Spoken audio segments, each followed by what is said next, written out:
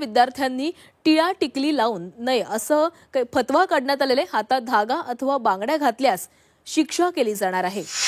कल्याणमधील शाळेचा हा अजब फतवा समोर आलेला आहे। संतप्त पालकांनी शिक्षण विभागाकडे धाव घेतलेली आहे। कल्याण डोंबिवली महापालिकेकडून शाळेला नोटीस बजावण्यात आली आहे। लवकरच शाळेमध्ये जाऊन शहानिशा करत कारवाई केली जाणार आहे। कल्याणमधील एका नामांकित शाळेचा अजब फतवा सध्या वादाचा विषय ठरतोय। स्कूल प्रशासनाने विद्यार्थ्यांना कपाळावर टिळा किंवा टिकली लावणं तसंच विद्यार्थिनींनी राखी अथवा धागा बांधणं यावर बंदी घातलेली आहे। त्यामुळे संतप्त पालकांनी शिक्षण विभागाकडे तक्रार दाखल केली असून शिक्षण विभागानेही शाळेला नोटीस बजावून लवकरच शाळेत कारवाई करण्याचे स्पष्ट दिलेले आहे। आणि या संदर्भात अधिक बोलूयात आमचे प्रतिनिधी आतिश भोईर आपल्यासोबत आहेत। आतिश, हा एक अजब फतवा शाळेने काढलेला आहे, या संदर्भात काय पुढे कारवाई होताना दिसतेय?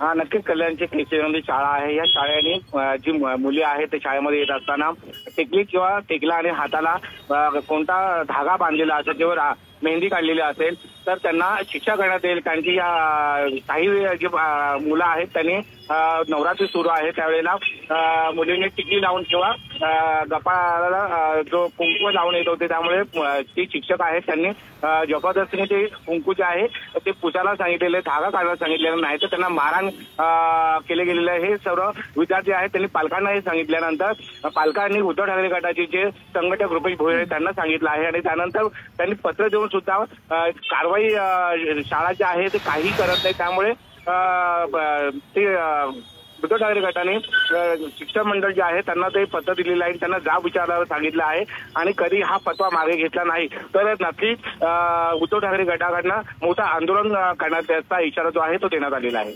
नक्कीच आतिश, धन्यवाद दिलेल्या सविस्तर माहितीसाठी। तर कल्याणमधील शाळेचा हा अजब फतवा समोर आलेला आहे।